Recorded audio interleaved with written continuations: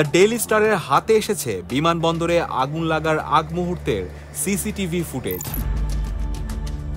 সেখানে দেখা গিয়েছে কিভাবে কয়েক মিনিটের মধ্যেই কার্গো কমপ্লেক্সের ছোট লোহার ঘর থেকে ছড়িয়ে পড়ে ভয়াবহ আগুন। সিসিটিভি ফুটেজে দেখা যাচ্ছে সংরক্ষণের এলাকাটি ছোট ছোট লোহার ঘরে ভাগ করা। সেখানে বিভিন্ন পণ্য রাখা ছিল। সিসিটিভি ফুটেজের টাইম কোড অনুযায়ী দুপুর 2:40 আশেপাশে ফ্রেমের উপরের অংশে আলোর তারতম্য চোখে পড়ে। লাল রশ্মির উপস্থিতি স্পষ্ট হতে শুরু করে।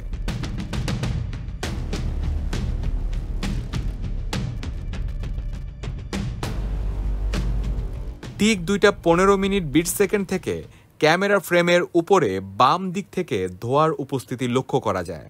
আলোর রশ্মি ঠিকরে পড়ছে এমনভাবে যেন কোনো কিছু পুড়ে তীব্র ধোঁয়া তৈরি হয়েছে, আর আগের লাল রশ্মি আরো উজ্জ্বল স্পষ্ট হতে শুরু করে।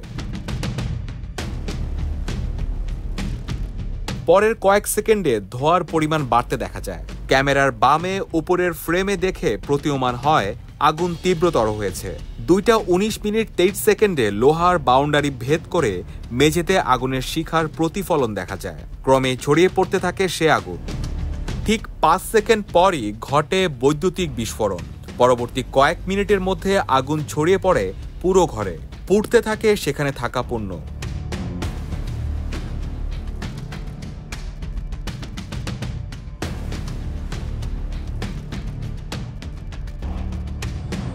বিমানবন্দরে যখন প্রথম ফায়ার ট্রাক আসে ততক্ষণে পুরো ঘর আগুনে ছেয়ে গেছে।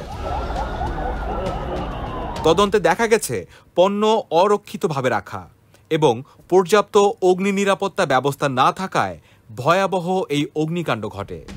আমদানি কার্গো কমপ্লেক্সের দায়িত্বে থাকা বিমান বাংলাদেশ এয়ারলাইন্সই তদন্ত চালিয়ে 3 নভেম্বরে বেসামরিক বিমান চলাচল মন্ত্রণালয়ে প্রতিবেদন জমা দেয়।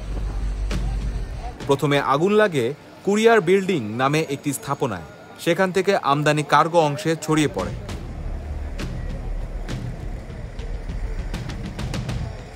তদন্তে 2টি সম্ভাব্য কারণ চিহ্নিত হয়েছে: তাপ নিয়ন্ত্রণ ব্যবস্থা ছাড়া লিথিয়াম আয়ন ব্যাটারি অতিরিক্ত গরম হয়ে যাওয়া অথবা বৈদ্যুতিক শর্ট সার্কিট। তবে কেউ আগুন লাগিয়েছে বা নাশকতা করেছে এর কোনো প্রমাণ পাওয়া যায়নি।